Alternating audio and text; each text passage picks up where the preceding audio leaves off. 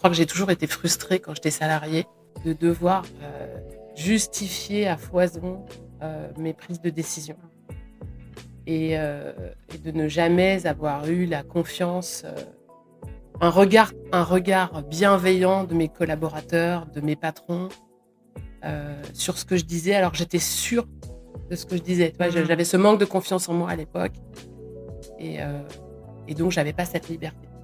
Bonjour, je suis Sylvie, multi-entrepreneur, mentor et surtout passionnée par les aventures entrepreneuriales. En accompagnant des dirigeants et des dirigeantes et en échangeant avec des femmes brillantes, j'ai compris une chose essentielle. Entreprendre, c'est autant une aventure intérieure qu'un défi professionnel. Mais ce que je porte profondément, c'est une mission. Accompagner les femmes à entreprendre en conscience et en confiance. Ce podcast, Possible, c'est mon espace de mentorat à ciel ouvert. Ici, on écoute des parcours vrais, des doutes qu'on connaît trop bien, des prises de risques, des reconversions, des feux qui s'éteignent et d'autres qui renaissent. J'ai la conviction que ce sont nos histoires qui ouvrent la voie. Alors si ce podcast peut en allumer une seule, ce sera déjà beaucoup. Bonne écoute. Bonjour Ingrid. Salut, tu vas bien Sylvie? Ça va super et toi? Super. Comment tu te sens? Bien, je suis très contente d'être là. Moi aussi, je suis très contente que tu aies accepté cette invitation. Je suis très touchée aussi de t'accueillir ici. C'est vraiment un sujet qui me tient à cœur. Ça fait déjà un petit moment qu'on se connaît et tu sais que j'ai toujours, apprécié et admiré ta résilience et donc c'est de ça qu'on va parler aujourd'hui. Merci, ça me touche. Comme je disais, tu fais partie de ces rencontres qui marquent. Ça fait presque 10 ans, je crois maintenant, qu'on Ouais, s'est rencontrés. On s'est croisés dans un groupe d'entrepreneurs. tout à fait. Et depuis, c'est pas qu'on soit devenus particulièrement intimes, mais on s'est jamais perdus de vue. Mmh. Et je me souviens de la première fois que je t'ai vue, de ton énergie, de ton engagement, de ta capacité à lancer des choses, à fédérer aussi. Et donc tu avais fondé Showpil, une start-up audacieuse qui voulait connecter les territoires d'outre-mer, via une plateforme de réexpédition. De colis. De réexpédition de colis, exactement. C'était visionnaire, c'était ambitieux, c'était risqué et tu l'as fait. Ce que j'admire, c'est que tu as jamais renié ce parcours, même quand il a fallu pivoter, réinventer, repartir. Et c'est cette résilience silencieuse, cette force intérieure que j'ai envie qu'on explore aujourd'hui. Donc ce podcast, il est pour ça, hein, il est pour raconter des virages, des doutes, des élans, des succès, des échecs. Donc merci beaucoup d'avoir accepté. Merci de m'avoir invitée. Est-ce que tu te rappelles de notre première rencontre? Alors, je me souviens que j'avais créé un groupe de femmes entrepreneurs à Bordeaux qui s'appelle Les Positives. Je ne sais plus si tu étais venue à la toute première réunion, Ouais, hein, c'est c'était la ça, toute que première, ouais. j'avais organisée dans un espace coworking Ouais. à Bordeaux, Cool Working, exactement. Et j'avais lancé un message dans un groupe Facebook qui s'appelait Mes bonnes Les copines. bonnes copines, ouais. C'est ça. Et j'avais eu, en fait, ce qui s'est passé, c'est qu'avant, quand j'étais sur Paris, je faisais partie des mampreneurs et on se retrouvait une fois par mois sur Paris. Et moi, c'était vraiment ma bulle d'oxygène pour sortir de ma maison où j'avais monté ma boîte, voir du monde, côtoyer d'autres entrepreneuses qui avaient du coup les mêmes problématiques que moi. Et arrivée sur Bordeaux, j'ai voulu recréer ça. J'ai pas trouvé la même chose, donc je me suis dit pourquoi pas le créer. Et ce groupe, quand j'ai posté le message pour proposer ça, en fait, il y a eu un retour incroyable. Mmh. Et c'est comme ça qu'on a démarré et c'est comme ça qu'on s'est rencontrés. Exactement. Tu fais toujours partie de ce groupe aujourd'hui? Oui, alors je l'ai quitté, je crois une petite année, parce que j'étais redevenue salariée et que voilà, je voulais pas embêter, le fonctionnement du groupe. Puis j'y suis revenue puisque je suis redevenue entrepreneur, Mmh. donc je suis toujours dans ce groupe. Mais c'est plus moi qui le gère. OK. Si tu devais résumer ton parcours en un mot, ce serait lequel? Liberté, OK, c'est intéressant. c'est ça que je cherche, c'est Ouais. la liberté. La liberté, financière, la liberté, La liberté de choix, la liberté de la prise des décisions. mmh Je crois que j'ai toujours été frustrée quand j'étais salariée, heu, de devoir, justifier à foison, mes prises de décision Mmh. et de ne jamais avoir eu la confiance, un regard bienveillant de mes collaborateurs, de mes patrons, sur ce que je disais alors que j'étais sûre de ce que je disais. Tu vois? Mmh. J'avais ce manque de confiance en moi à l'époque et heu et donc j'avais pas cette liberté Ouais. de choix et des fois je me suis faite, coincer et en fait à chaque fois, tu vois, j'étais frustrée Mmh. et dans l'entrepreneuriat, c'est ça que j'ai aimé, c'est la liberté de prendre mes décisions qui vont me faire réussir ou qui vont me faire me planter. Et en me plantant, j'apprends quelque chose, donc la fois d'après, bah, je fais différemment. Ouais. C'est hyper intéressant. Mmh. Ouais, c'est intéressant ce que tu dis, effectivement, parce que les gens ont souvent tendance à parler de l'entrepreneuriat comme une liberté financière, alors que on en est loin quand même. C'est clair? Moi, j'ai été entrepreneur et puis je suis revenue salariée et finalement, heu, je trouvais que, tu vois, j'étais plus libre financièrement. Ouais, Mais ce que tu dis sur la liberté de décision, par contre, ça, c'est sûr, hein. Moi, je suis revenue salariée 1 an. Tu t'en rappelles parce qu'on s'était vus à l'époque et je te disais: «Ah, je peux plus, je peux plus, c'est pas possible». ah, Tu as envie de faire des trucs, tu sais que c'est ça qu'il faut faire. On te dit: «Ouais, et en face, mais non». En plus, on te dit: «Oui, mais non. mais non».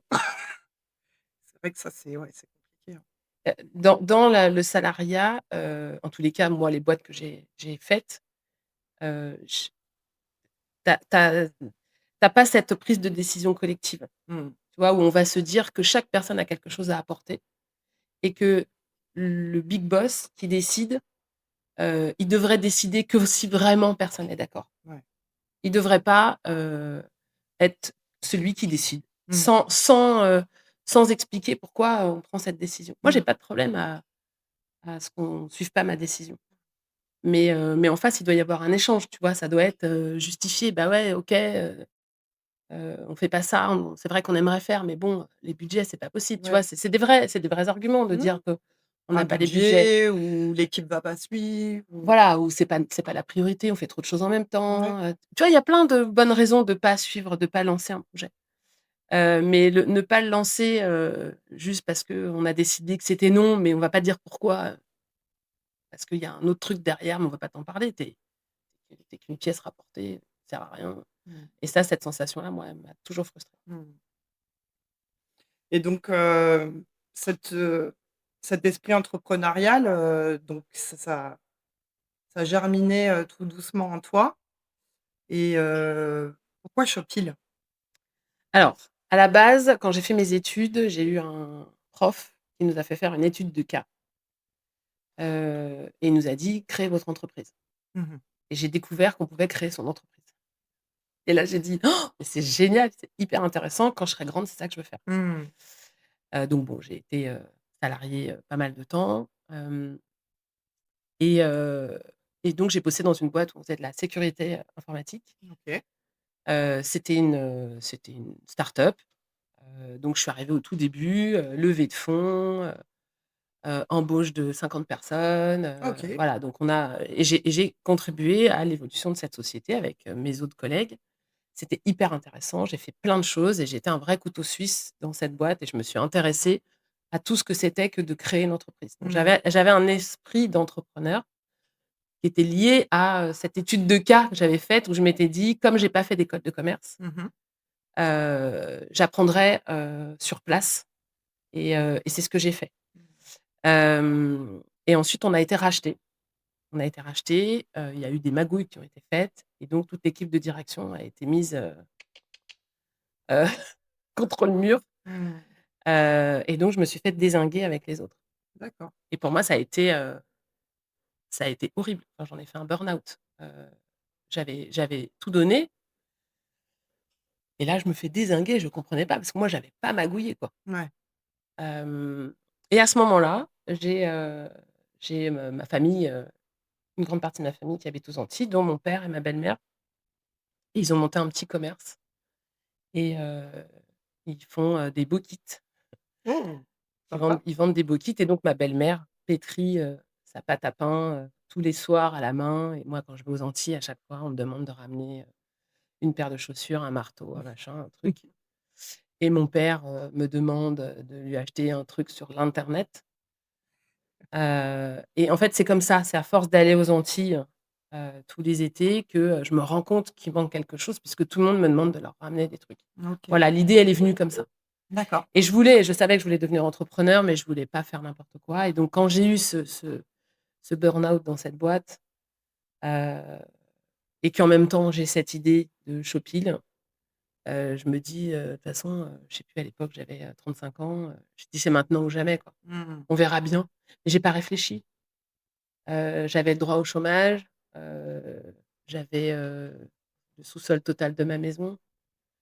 Heu, J'y vais, vas-y fonce, de toute façon, dans le pire des cas, tu trouveras du boulot. Tu Mmh. vois? J'avais aucun souci à l'idée de me trouver du boulot, Mmh.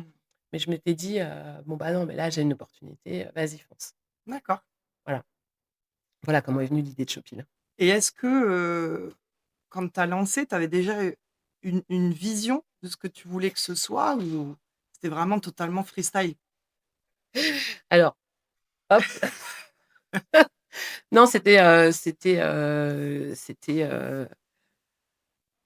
intrinsèque, une vision, pas une vision de business, une vision d'une inégalité. En fait, j'aime pas les Mmh. inégalités et je trouvais que c'était pas juste, heu, que internet existe et que parce que tu habites en Guadeloupe, tu puisses pas commander sur internet.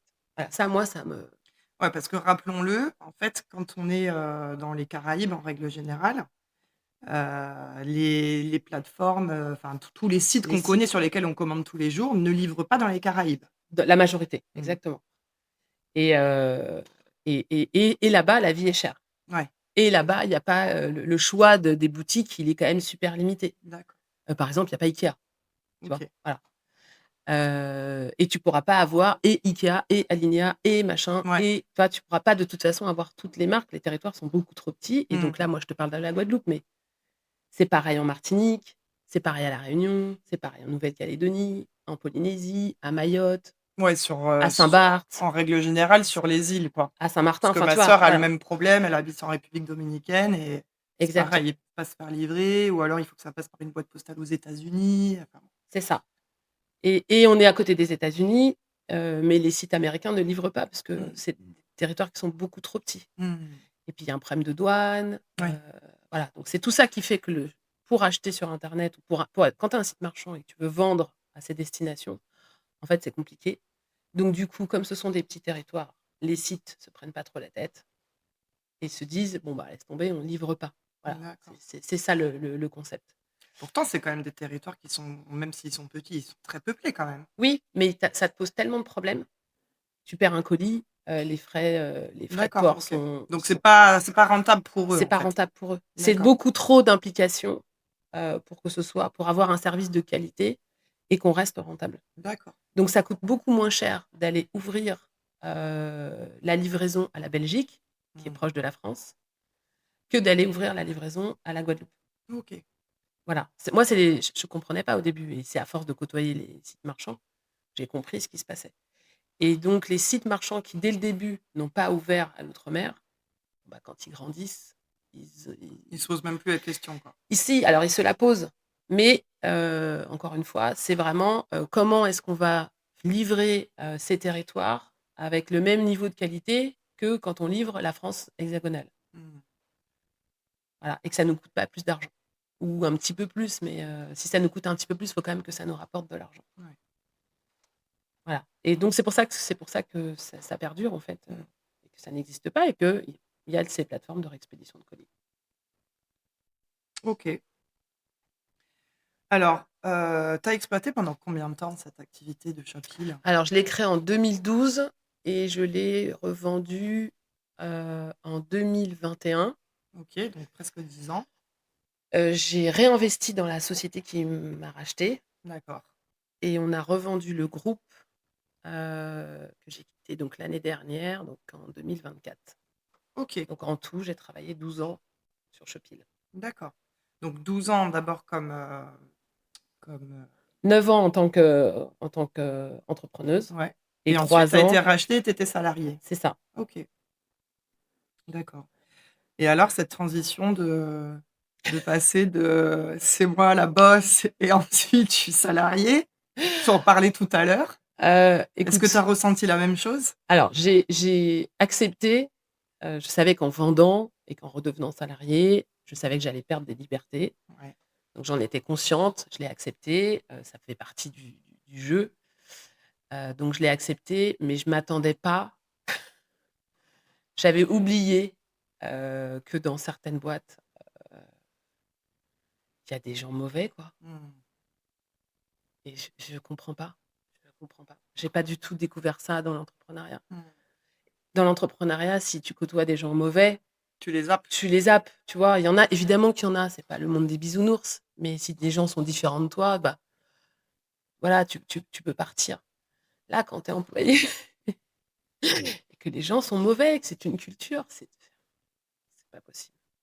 Et moi, tu sais ce qui m'avait, particulièrement surprise et voire même choquée quand, j'avais, repris un boulot salarié après avoir créé ma boîte et pourtant moi j'avais créé ma boîte, je l'avais exploitée 2 ans et demi à temps plein et ensuite j'ai retrouvé un boulot, heu, où je suis restée 1 an. Après j'ai réexploité un petit peu puis je suis retournée mais 3 semaines, tu vois? 3 semaines dans une boîte. Donc ça faisait peut-être, 4 ans que j'étais vraiment sortie du monde de l'entreprise tel qu'on le connaît et moi ce qui m'avait choquée, c'est que je m'étais en fait, c'est vrai que tu évolues dans un microcosme d'entrepreneurs où les décisions, elles se prennent vite, où les gens, ils ont envie de gagner de l'argent, où, «Vas-y, viens, on se prend un café pour parler business» et cetera et donc du coup, ton état d'esprit, il est complètement, connecté à ça et quand je suis revenue dans cette deuxième boîte où j'ai fait 3 semaines, au bout de 3 semaines, j'ai dit: «Bon là, non, écoute, faut partir». Je me suis dit: «Il y a rien qui a bougé». L'entreprise, telle qu'on l'a connue après nos études, elle est la même et tu as vraiment l'impression qu'il y a 2 mondes. Ouais, c'est ça. Il y a vraiment 2 mondes, quoi. Il y a le monde de l'entrepreneuriat et il y a le monde de l'entreprise où les gens, c'est, heu, alors je vais peut-être aller trop loin, mais c'est ma tasse à café. C'est tu vois, c'est des sujets où tu te dis: «Waouh, mais les gars, vous voulez pas qu'on bosse?» Juste, tu vois? Qu'on bosse, c'est Et des guéguerres d'ego. c'est exactement ça. C'est des guerres de qui aura le meilleur bureau presque, enfin, tu vois? Et tu te dis: «Mais» Où on te vole ta place de parking, où, ou tu sais: on «Ouais, tu as vu, moi j'ai cette place-là, maintenant c'est que je suis là». exactement. Heu, Moi, je travaillais pour les outre-mer. Donc moi, avant de vendre, j'avais l'habitude d'aller là-bas et de bosser là-bas. Quand je suis devenue salariée, «Comment ça, tu veux aller aux Antilles?» Beh non. Donc j'ai réussi à y aller une fois, Ouais. heu, mais dans la tête de mes collègues, aller aux Antilles, pour le boulot, c'est c'est C'est genre tu vas en c'est vacances, c'est quoi. des vacances. Ouais. Et donc tu vois, c'est des petites réflexions comme ça. Ils ont que Ouais, ça à les faire, gens, en ils on fait. dirait qu'ils cherchent que leurs privilèges, en fait, tu vois? Ils sont pas connectés business, quoi. Ah non, non, mais et c'est, gni gni gni gni. Je me rappelle d'une fois où je travaillais à distance. Donc j'avais mon équipe qui était sur place et moi j'étais à Bordeaux. Donc je faisais mes visios toutes les semaines avec mon équipe. Il y avait des visios, collectives et puis il y avait des visios individuelles. Et moi, je me suis retrouvée à faire des visios individuelles où je les entends parler sur moi, Mais non, dans l'open space.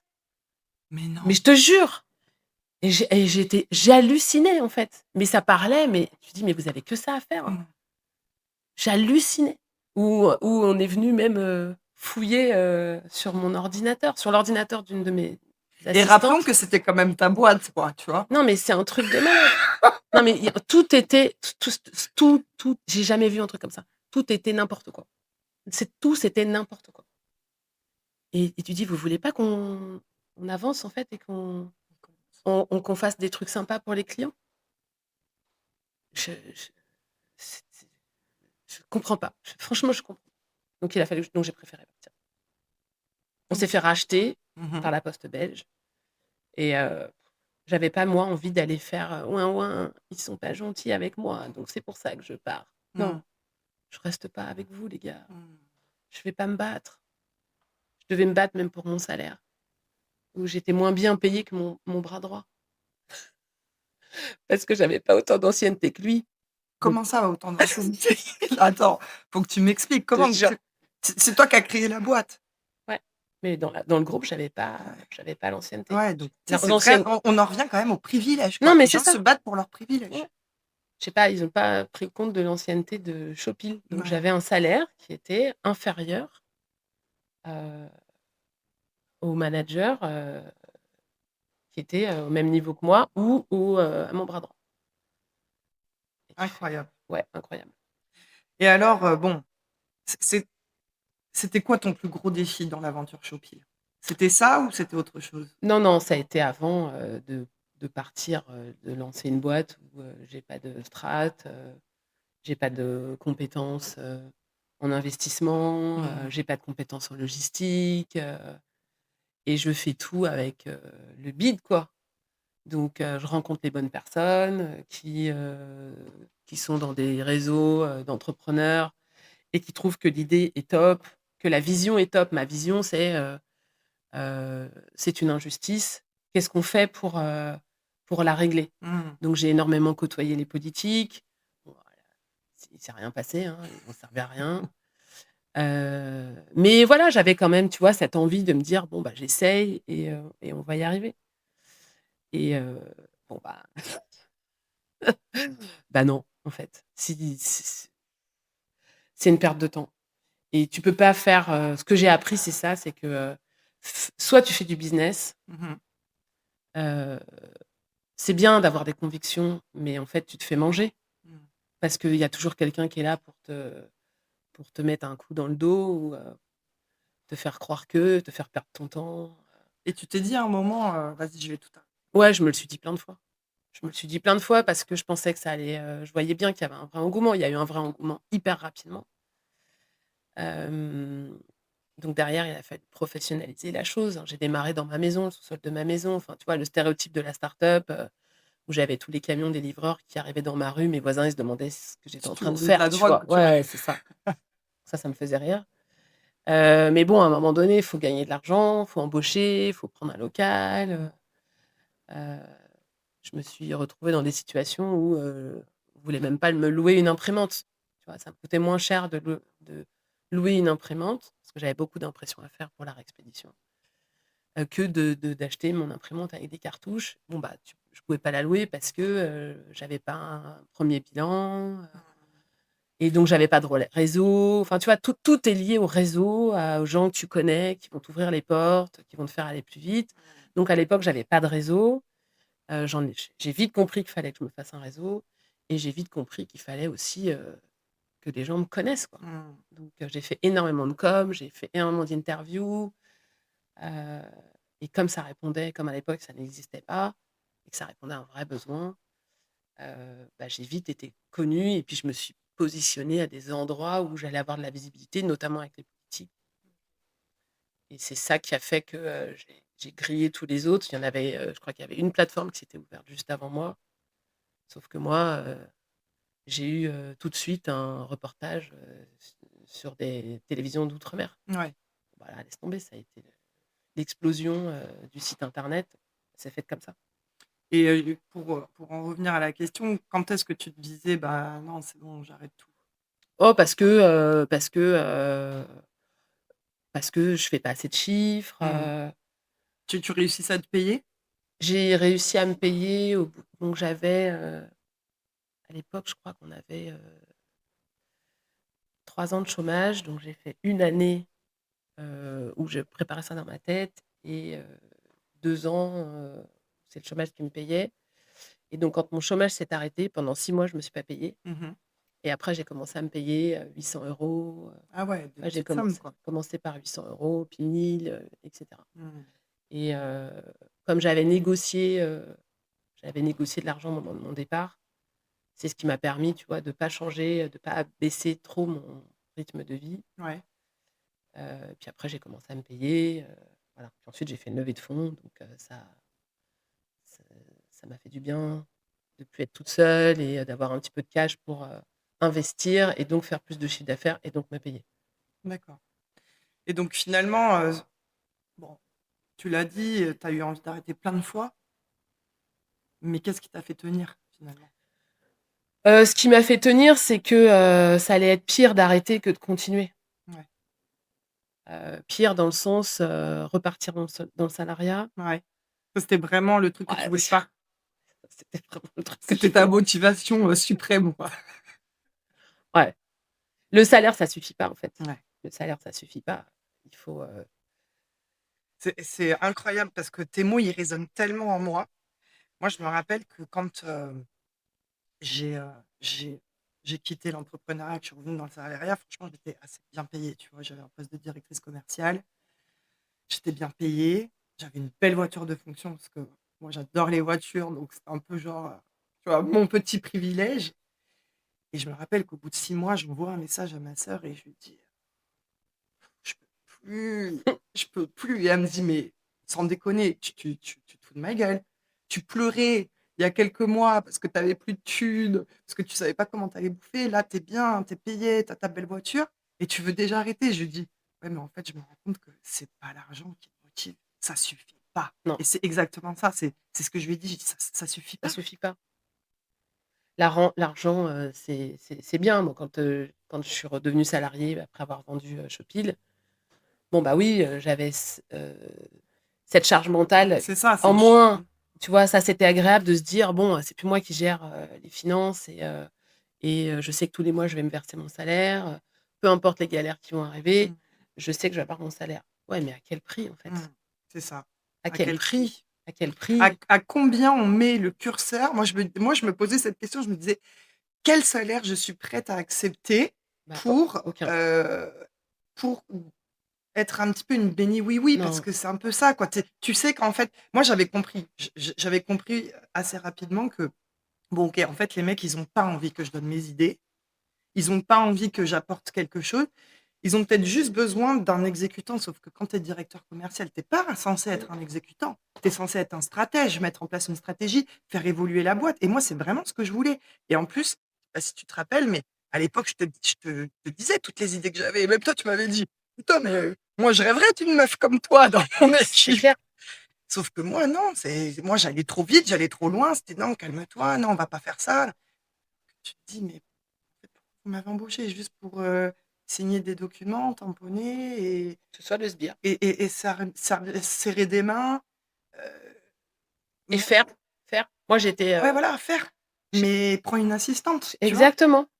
Moi, je faisais un boulot d'assistante. C'est ça, exactement. D'assistante plus, tu vois? Oui, plus Mais, parce que tu vas à des réunions, parce que tu négocies des trucs, mais par parce contre, pas de stratégie. Ils veulent pas de non, stratégie. non, j'apportais 2-3 idées comme ça. «Ah ouais, d'accord. Ah, c'est pas bête. Oui, bah, vas-y alors, prépare, fais la réunion là, pour tout le monde», et ensuite, j'arrivais à la réunion et je portais pas le projet. Mmh. J'avais juste organisé la Mmh réunion, mh. j'avais fait les petites bullet points et quand j'intervenais et que je donnais mes idées, oh non, on n'adhérait pas à ma vision et c'est Mmh. pas grave, tu vois ce que je veux dire? Mais, ils veulent pas des gens qui ont des idées. Mmh. Ils veulent des gens qui Exécute. exécutent. Ils veulent des exécutants Ouais. et les autres, du coup, ont peur. Si tu arrives avec toutes tes idées, heu, bah, en fait, ils ont peur de se faire écraser et ils ont peur qu'on ait plus besoin d'eux. Parce qu'eux, ils ont, du coup, tout le temps été dans enfin, c'est horrible parce que j'ai l'impression de mettre les 2 mondes l'un contre les autres, alors que, tu vois, j'ai une équipe aujourd'hui. Et les nanas, elles ont pas du tout cet état d'esprit. Mmh. Là, je parle vraiment de les endroits où il y a une mentalité qui est horrible et ils passent à côté, de Alors après, est-ce que la mentalité, elle est horrible? Moi, je vais pondérer quand même parce que je me dis que ça correspond à des gens, puisque la majorité des gens sont quand même salariés, tu vois? non, mais c'est Mmh. ce que je suis en train de te dire, Mais je pense que ça ne nous correspond pas à nous, tout simplement. mais je C pense que ça correspond pas à plein de gens. Je pense que ça correspond pas à plein de gens et les boîtes, qui ne fonctionnent pas comme ça, qui justement ont un bon management, s'intéressent à leurs équipes, Mmh.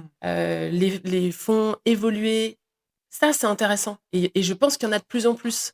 Mais moi, j'ai pas eu de bol, je les ai pas trouvées ces boîtes-là. Mmh. Tu vois? Donc c'est pour ça que je te dis, je veux pas mettre, en concurrence ces 2 mondes. On a besoin d'avoir des salariés, on a besoin d'avoir des entrepreneurs, mais maintenant il faut qu'on arrive à travailler ensemble, heu et ces grosses sociétés, ou ces petites sociétés, peu importe, où on ne soutient pas ses équipes, je pense que ça va changer et il faut que ça change Mmh. parce que, c'est pas comme ça que ça doit se passer selon moi. Et alors, est-ce que bon, je divague un petit peu, mais est-ce que tu crois pas que ça va changer avec la nouvelle génération qui arrive? La fameuse, Gen Z? Parce que moi, j'ai le sentiment qu'eux, justement, déjà, moi, j'avais l'impression qu'on était déjà une génération où on commençait à poser beaucoup de questions: «Mais pourquoi on fait ça? Pourquoi on fait ça?» Mais finalement, on était quand même dans le moule. Et puis ceux qui y étaient pas, bah, ils sont partis faire justement plutôt, dans l'entrepreneuriat. Et j'ai l'impression vraiment que la Gen Z, eux, ils sont pas du tout là-dedans. C'est-à-dire que si, ils adhèrent pas, C'est clair. aucun remords à partir. Mais ils ont Les raison. managers, ils sont en train de s'arracher les cheveux avec cette génération, en disant qu'ils veulent pas travailler. Moi, j'ai pas du tout l'impression qu'ils veulent pas Ah mais travailler. pas du tout, moi Moi, je j'ai l'impression qu'ils veulent pas travailler comme les autres exactement, veulent ils veulent travailler. pas se faire avoir, ils veulent pas se faire marcher sur les pieds et ils ont raison. Et puis surtout, ils ont des idées et ils ont Ouais envie et qu'on puis les entende. ils ont envie d'avoir une vie à côté, Exactement. mais ils ont raison, mais ils ont raison, mais je ne comprends pas qu'on crache sur cette génération. C'est eux qui ont raison. De toute façon, on crache sur toutes les générations, Ouais. hein, parce que moi, je suis la génération Y. Je me rappelle quand j'étais étudiante, c'était déjà le cas. La génération Y, elle est ingérable, immanageable.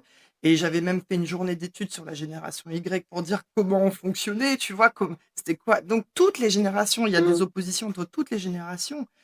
Euh, mais ce qui est perturbant, c'est que normalement, les managers qui sont en place aujourd'hui, c'est la génération Y, donc qui a connu ces défis-là, et qui maintenant crachent sur la génération Z. Mais rappelez-vous qu'on crachait déjà sur nous. Donc, les gars, évoluez, réfléchissez. Enfin, Qu'est-ce que vous avez à leur proposer pour qu'ils aient envie de venir travailler avec vous? C'est tout. c'est ça. Moi, je la trouve très bien cette génération. On va parler du sujet qui me tient vraiment à cœur, la résilience. Parce que je suis intimement convaincue que l'entrepreneuriat, c'est de la Mmh. résilience, mais puissance 10. Qu'est-ce que ça t'évoque? Bah, j'ai découvert, ce que c'était, la résilience, hein, je ne savais pas, je crois que c'est,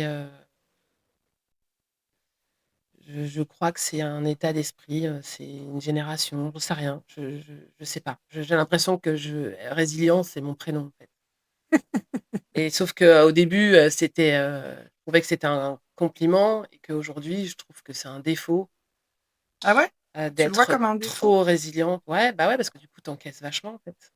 Tu encaisses trop et tu te laisses moi, je me suis vachement, j'ai beaucoup trop encaissé. Mmh. Sur tous les plans, hein, personnel, professionnel, j'ai encaissé beaucoup trop de choses. Donc maintenant, quand je mets des stops, je comprends pas. Donc je suis naturellement résiliente et je trouve ça très bien, mais faut pas aller trop loin. Ouais, quand je parle de résilience dans l'entrepreneuriat, c'est donc je m'intéresse beaucoup à l'entrepreneuriat féminin et ce que je vois, je suis dans plein de groupes, plein de forums, plein de choses, enfin forum ça n'existe plus, mais plein de groupes Facebook et tout ça. Et j'aime bien lire les témoignages, j'aime bien lire les appels à l'aide.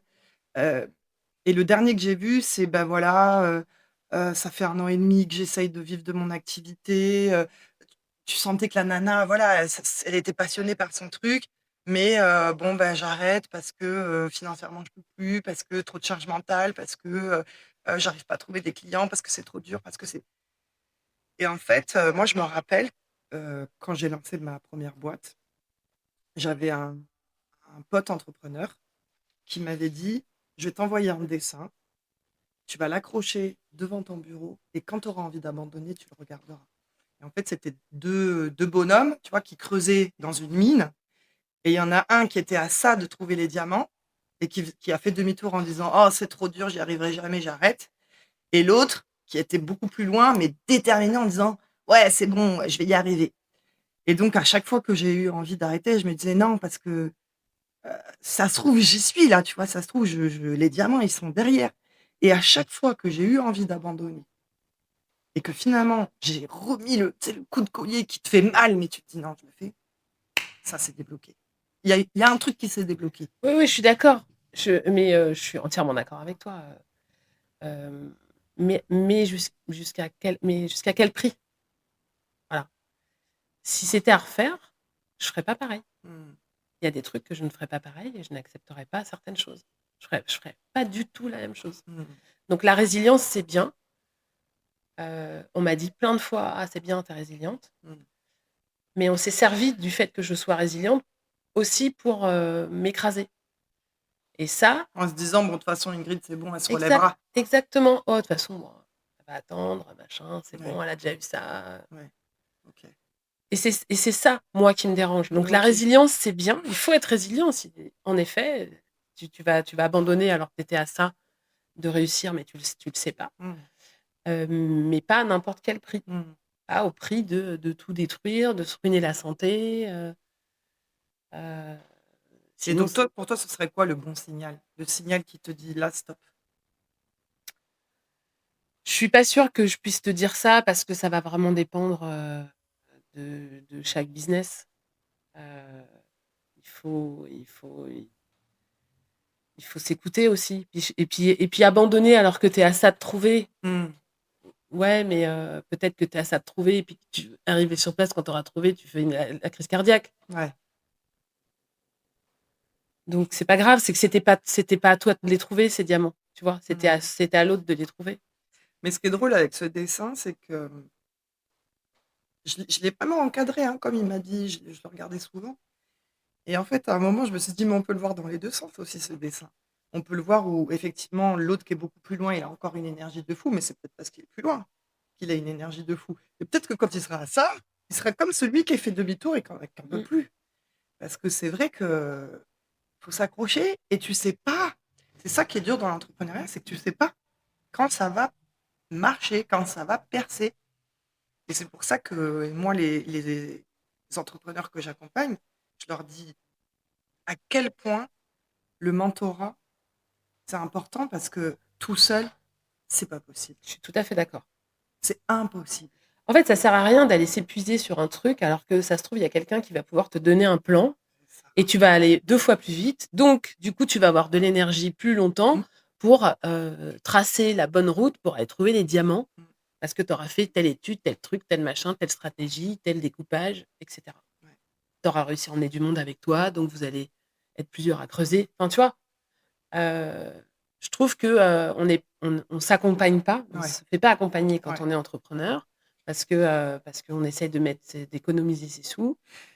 Alors, peut-être qu'il y a une question d'économie, ça c'est sûr, parce que souvent quand on démarre, hein, c'est rare qu'on ait, tu vois, 100 000 balles dans la poche. Donc il y a une logique financière, mais moi je crois qu'il y a aussi une logique de, bah, justement, on a quitté un truc où on nous donnait des ordres et cetera. Donc du coup, maintenant je suis tout seul et je veux piloter mon truc tout seul.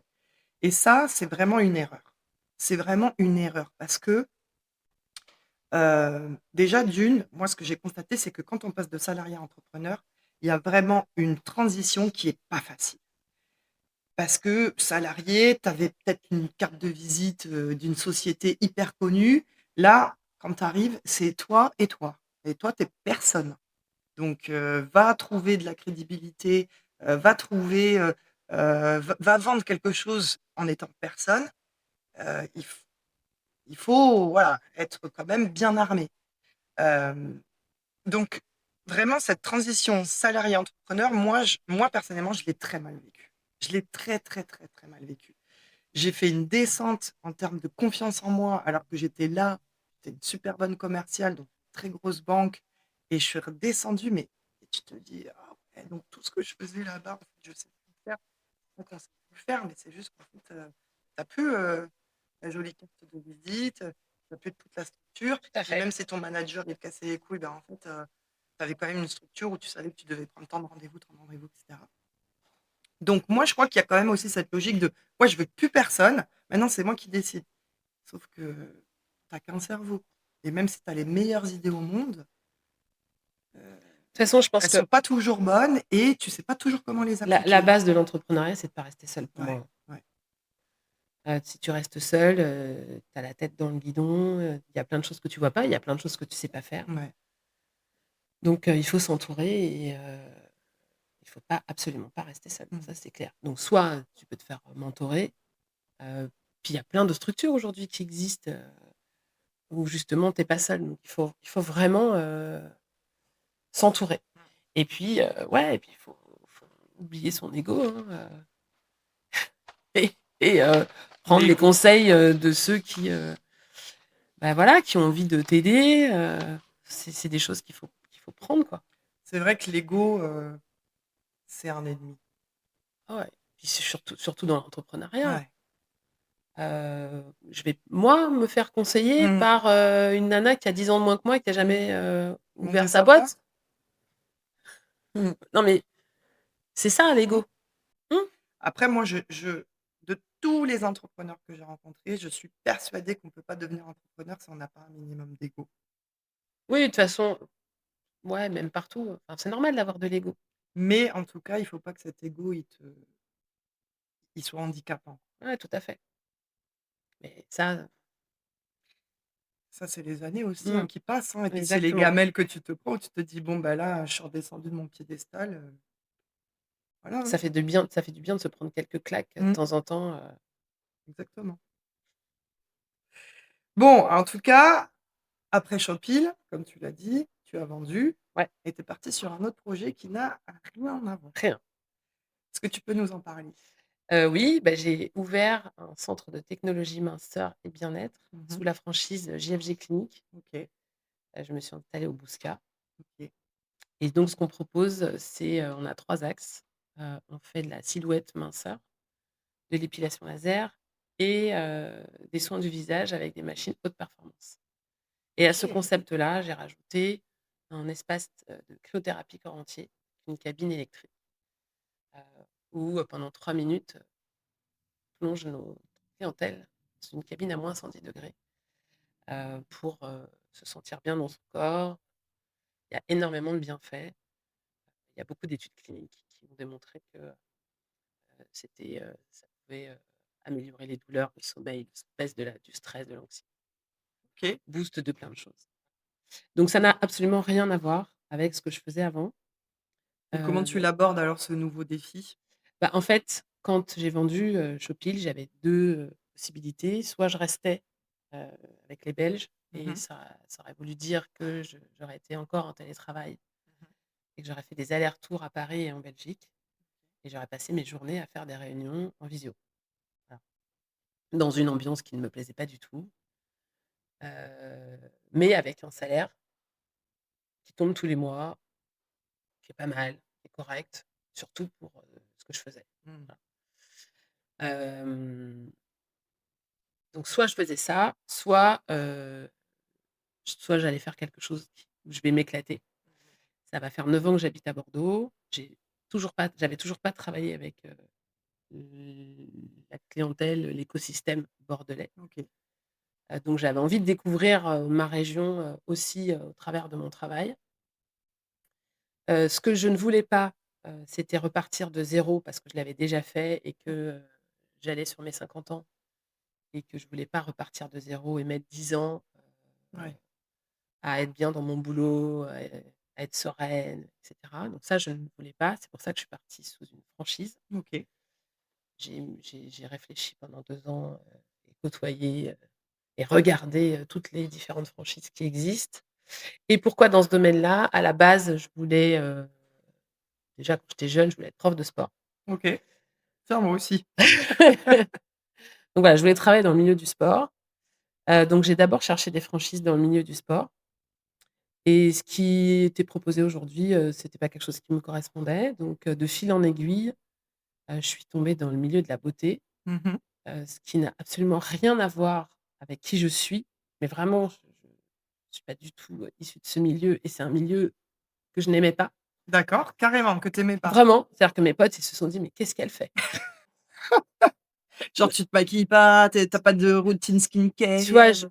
Non, je fais pas ça Ouais, et en revanche, j'ai toujours été, mal dans mon corps. d'accord. Heu, ça faisait déjà quelques années que je commençais à regarder ce que je pouvais faire. J'avais plein de copines, hein, qui avaient fait du Cellule M6, du LPG et cetera. Moi, j'ai jamais fait ces trucs-là. Mmh. «Ça fait mal? Ah non, je vais pas y aller», tu Mmh. vois? Hein? Non, non, moi, je vais à la salle de sport Mmh. et donc je commençais à regarder ces trucs-là, je trouvais ça intéressant et puis j'ai commencé à essayer. J'ai d'abord fait de la cryolipolyse OK. et donc la cryolipolyse, c'est, on va t'aspirer un bourrelet, et on va le cristalliser et les cellules mortes vont partir dans ton système lymphatique et donc tu vas perdre ton petit bourrelet du ventre, l'intérieur des cuisses ou ta culotte de cheval, et cetera. Donc j'avais essayé ça, je trouvais que c'était plutôt pas mal et donc de fil en aiguille, je suis tombée sur plusieurs franchises, dont JFG Clinique et en plus de la cryolipolyse, il y avait d'autres technologies. Je fais: «Ah! Ouais, c'est bien» et j'ai toujours côtoyé, pas mal de gens qui avaient un peu d'argent, et qui étaient du coup adeptes de ce genre De de de pratique. service, ouais. Heu, donc je me suis dit, «Bon, bah, voilà, on est sur un business, qui a de l'avenir, c'est en train de se développer, se démocratiser». Ouais. Les gens commencent à assumer, d'aller faire, soit de la chirurgie esthétique, des injections, et moi je suis une féministe et je n'aime pas qu'on interdise aux gens ou qu'on dicte une façon de faire aux gens. Hem et donc c'est je trouvais intéressant, d'aller à l'encontre de tout ce que j'ai fait jusqu'à présent. J'étais pas du tout pour la chirurgie esthétique. Ouais. J'avais une idée arrêtée sur, la D'accord. chirurgie esthétique et je trouvais que c'était, n'importe quoi d'aller faire de la chirurgie esthétique et au fur et à mesure, j'ai compris qu'il y avait des gens qui étaient mal dans leur peau au point de vouloir subir une opération de Mmh. chirurgie esthétique Mmh. Mmh. et heu et donc j'ai changé, ma vision, et mon côté féministe qui dit, en fait: «Chacun fait ce qu'il veut» Ouais. et comment on peut, heu heu, se sentir bien dans son corps sans aller jusqu'à la chirurgie esthétique? S'il faut y aller, on y va. Ouais. Tu vois? Mais là, en fait, on est un degré en dessous de la chirurgie esthétique. Parce que moi, j'ai par exemple longtemps, je me suis dit, «Un jour, si j'ai un peu de sous, bah, je vais me faire refaire le ventre». Tu vois? Ça a OK. vraiment été un projet Mmh. et je me suis dit: Mais en «Non, même temps, tu es contre la chirurgie esthétique, donc non, mais tu vois, il y tu es avait tiraillée entre, tes je convictions et ton je ventre. non, mais c'est ça et donc voilà, j'ai regardé les filles autour de moi parce que c'est quand même plus souvent des filles qui font ça, hem et je les ai regardées s'épanouir, d'avoir perdu leur ventre Mmh. ou d'avoir, refait leur poitrine, soit en plus, soit en moins, parce que j'ai eu les 2 dans mon entourage et où je me suis dit: «Mais en fait, j'en ai en quoi j'ai mon avis à donner Ouais. sur, la poitrine, de un tel ou un tel Mmh. ou j'ai absolument pas mon avis à donner». Donc voilà, j'ai grandi, j'ai vraiment grandi sur ce sujet, heu et je trouvais donc intéressant, cette franchise qui, propose, des soins où, on va venir t'accompagner, pour, trouver le corps dans lequel tu vas bien te sentir. Donc je n'aime pas du tout cet état d'esprit, summer body, OK. d'accord? Ça, c'est pas du tout ma marque de fabrique. C'est comment on va nous t'accompagner, pour que tu trouves le corps dans lequel tu vas être bien et ça se OK. trouve, le corps dans lequel tu vas être bien, c'est un corps où tu vas garder ta culotte de cheval, Mmh mh. tu vois? Et Mmh. ça, c'est sympa. Donc quand des fois j'ai des clientes qui me disent: «Bah non, mais c'est à vous de me dire, ce qu'il faut faire». Ah bah non, c'est pas à moi de dire ce qu'il faut faire. C'est à vous de me dire quelle est la partie de votre corps qui vous dérange? Mmh. Et il y a des fois, bah, évidemment que j'ai une idée, tu vois? Oui. Évidemment, parce que moi, évidemment, sans vouloir juger, mais j'ai une vision de, comment moi je me sens bien. Ouais. Bah, moi, c'est le ventre, tu vois? Ouais. Donc ça veut dire que si toi, tu as un petit peu de ventre, bah, je vais peut-être te dire, Ouais, parce que c'est parce que c'est ma vision. ta Alors qu'en vision à fait, toi, la quoi. la Alors personne, que elle dit: mmh. «Bah non, moi, c'est ma culotte de cheval». «Comment Ouais. ça, ta culotte de cheval?» «Ça va Ouais. très bien. Tu as des cuisses bombées et c'est super, c'est magnifique», tu vois? OK, Tu as pas de fesses, intéressant. enfin, tu vois? Voilà.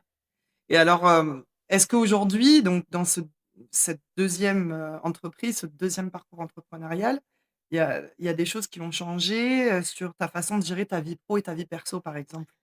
Alors tout de suite, je me suis, enfin j'ai même plus à me l'imposer, je prends du temps pour moi, OK. c'est obligatoire.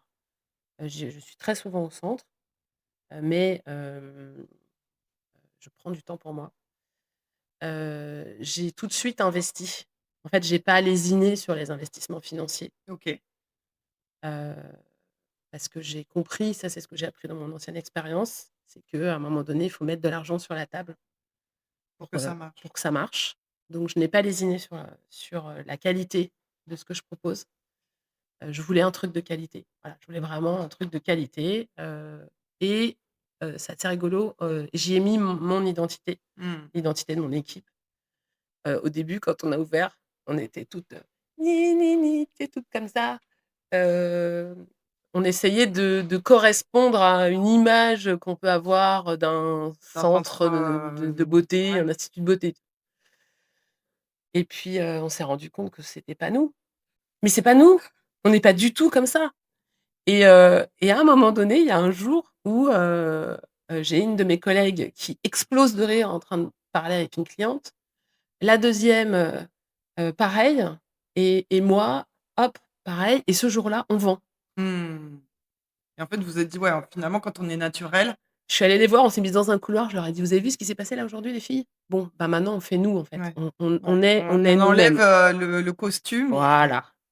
Et oui, ça ne va évidemment, ça va pas plaire à tout le monde, c'est pas grave. Chez nous, on est Venez comme vous naturel, êtes.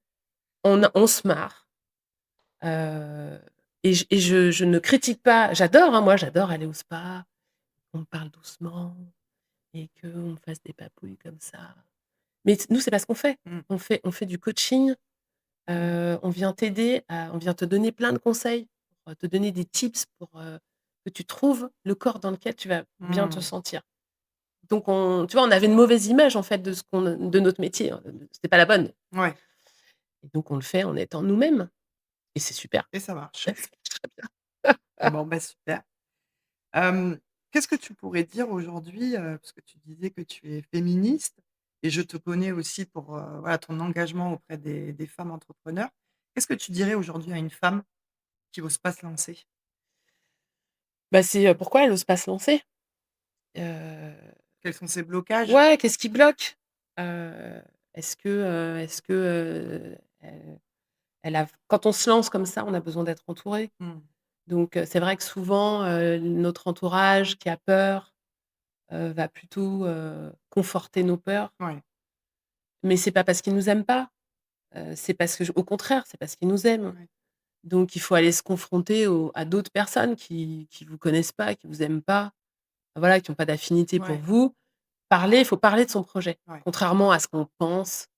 «Je vais pas en parler, sinon on va me piquer ouais. l'idée». Non, ça c'est une grosse Mmh. bêtise. Il faut parler de votre projet, il faut parler de votre projet à des gens, Mmh. heu, qui n'ont pas d'affection pour Mmh, vous. mmh, mmh, Au moins, ils vont vous dire la vérité. mmh. C'est ça. Moi, quand j'ai lancé Shopeel, mon entourage m'a dit: «Oh là là, mais tu es folle, mais ça va jamais marcher», et cetera. C'est pas qu'ils avaient pas confiance en moi, c'est qu'ils avaient peur pour moi. Mmh. C'était un vrai changement, c'était une vraie prise de risque. Et surtout si on n'a pas évolué dans un microcosme ou dans un environnement familial Exact d'entrepreneurs. exactement. C'est pas là qu'on va trouver les Ben ressources, non, et j'en parlais justement dans une vidéo que j'ai faite. Les personnes ressources, elles sont pas forcément dans notre entourage proche, tout à fait. et il faut sortir et il faut parler comme tu le dis, ça c'est super important. Il faut parler de son projet. Il faut Ouais. arrêter de croire qu'on va nous le piquer. Si on doit nous le piquer, c'est que l'autre il l'avait déjà dans la Oui, tête, il oui, va tout pas à fait. partir, mais et puis parler de son projet, c'est peut-être même aussi trouver des associés. Ouais, bien sûr. Oui, puis des fois, c'est, faire pivoter son projet, c'est se rendre compte Exactement. que, l'idée, oui, en effet, elle était pas tout à Mmh. fait, terminée, et en parlant, il y a C'est en fait, c'est quelqu'un qui ça va te qu'il faut faire. donner un petit truc qui va te faire réfléchir, et du coup, tu vas modifier ton business. Exactement. Ouais. Donc oui, il faut en parler, il faut pas rester seul. Mmh. Et donc c'est pour ça que moi aussi j'encourage toutes les femmes qui ne sont pas encore entrepreneurs de rejoindre quand même des groupes d'entrepreneurs Tout à parce fait. qu'elles sont les bienvenues, et puis d'entendre les idées des autres et que tout ça, bah, ça fait mûrir et puis à un moment on a envie de passer le cap, quoi. Exactement, exactement. Non, parce qu'il y a vraiment du potentiel, gâché. Ouais.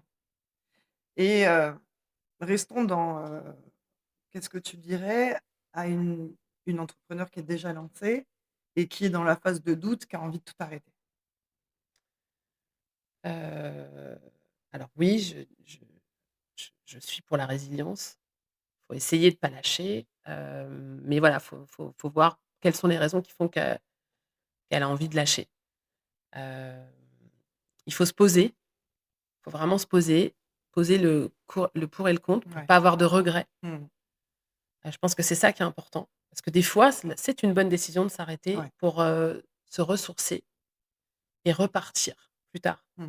Ça peut être une solution, et il y a des fois, juste en se posant, en coupant, en retrouvant de l'énergie, mais ça va permettre de trouver la petite chose qui manquait Mmh. pour que le business puisse, se relancer. Ouais et surtout, ne pas vivre ça comme un échec. Exactement. Parce que comme tu dis, des fois, il y a besoin de bah, on se dit: «Stop, Ouais, peut-être je vais pas dans la bonne direction ouais, ou que j'ai pas l'énergie nécessaire à ce tout à moment-là». fait. Mais ça veut pas dire que c'est un échec. Non. Hem, Moi, quand, je suis revenue dans le salariat, je l'ai vécu comme un échec Mmh. évidemment.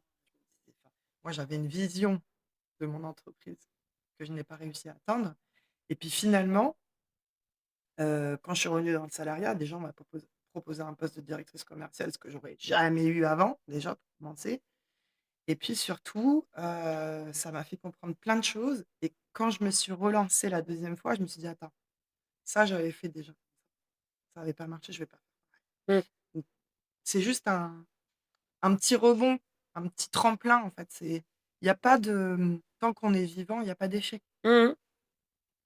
Ah non, mais moi je suis tout à fait d'accord, hein, c j'appelle pas ça des échecs, c'est des expériences, tu apprends Ouais, et la réussite, c'est pas de faire du chiffre d'affaires. La réussite, c'est de kiffer son projet. ouais. Tu vois? C'est de kiffer ce que tu es en train de faire. Bon, faut faire un peu de chiffre quand même, hein. Non, mais évidemment, non, mais pour kiffer, il faut faire du chiffre. Mais c'est pas parce qu'une boîte fait du chiffre Que que tu la kiffes. personne kiffe, Ouais, tu vois? Que exactement. l'entrepreneur Mmh. kiffe. Donc juste, faut kiffer. Hein, moi maintenant, de toute façon, c'est obligatoire. Si je Mmh. kiffe pas, Ouais. ça n'a aucun intérêt. Ça fait, beaucoup d'écho en moi, ce que tu dis. On va clôturer avec, des petites questions. Tu Ouais, dois essayer de répondre du tac au tac. OK. Attention, j'ai peur. Hem, une chose que tu fais chaque jour pour pas lâcher? Je vais marcher tous les matins, heu, quasiment quoi qu'il arrive, avec mon chien. Hem, Ça me connecte, ça me réveille, et surtout, c'est du temps pour moi. Ça me ressource, ça me donne de l'énergie. Après, je peux démarrer ma journée et aller affronter tout ce que j'ai à affronter. OK. La plus grosse surprise que tu aies eue dans ton parcours entrepreneurial? Où tu t'attendais pas du tout à ça? Lever des fonds. OK, Je pensais que j'étais pas, suffisamment bien comme personne. Quelqu'un ait confiance en moi d'accord. et me et me passe des fonds. Et si tu pouvais, remonter le temps, qu'est-ce que tu dirais à Ingrid, en 2000? Vas-y fonce. Et vas-y fonce quoi. Vas-y fonce. Bon, J'ai super. j'ai foncé, Ouais. mais j'aurais pu foncer encore plus que ça, quoi. Mmh. Mais c'est pas grave, c'est pas grave. Tu es fière de ton parcours Ouais, aujourd'hui? carrément. Je suis hyper fière de mon parcours. Ça a pas été toujours facile. Mais c'est Heu, ce qui fait aussi la beauté d'un parcours, hein, ouais, ouais, ouais, finalement. mais j'ai adoré, tous les gens que j'ai rencontrés, j'ai adoré toutes les expériences que j'ai vécues. Même, les gens qui m'ont obligée à trouver des solutions, parce que ces gens-là étaient pas les bonnes personnes. Mmh. Heu, j'ai appris tellement de choses. C'est ça, en fait. Mmh. C'est que j'ai appris tellement de choses que j'ai pas appris, quand j'étais salariée, Ouais. donc je me suis éclatée et je m'éclate encore aujourd'hui, voilà, je repars sur un nouveau truc, je découvre un nouveau milieu, Mmh. j'ai une équipe incroyable, voilà, c'est top. Eh bien Ingrid, merci beaucoup pour cet échange. Ça m'a fait super plaisir. Tu sais, moi j'adore, discuter, enfin voilà, on a déjà eu des conversations, passionnées autour de l'entrepreneuriat et ça fait vraiment chaud au cœur, que tu aies accepté de partager ton parcours et j'espère que ça va en inspirer, plus d'un et plus d'une. Parce que c'est vraiment l'objectif de libérer la parole sur l'entrepreneuriat, de dire les choses qui vont et les choses qui vont pas aussi Tout à fait. et c'était important pour moi d'aborder ce sujet de la résilience et du kiff aussi, de la liberté. Donc merci encore pour ta venue. Bah, merci, de m'avoir invitée, c'était super sympa, Bon, de se remémorer un petit peu toutes ces choses-là, c'était assez rigolo. bon, super. Et ben écoute, à bientôt. Bah, merci Sylvie, à bientôt. Merci d'avoir écouté Possible. Si cet épisode vous a parlé, touché, bousculé, partagez-le avec une amie, une collègue, une femme qui, elle aussi, a peut-être besoin d'entendre que c'est possible. Et si vous avez envie de soutenir ce podcast, abonnez-vous, laissez un commentaire, quelques étoiles, ça fait toute la différence. On se retrouve lundi dans 2 semaines pour un nouvel échange vrai, puissant et profondément humain. À très vite.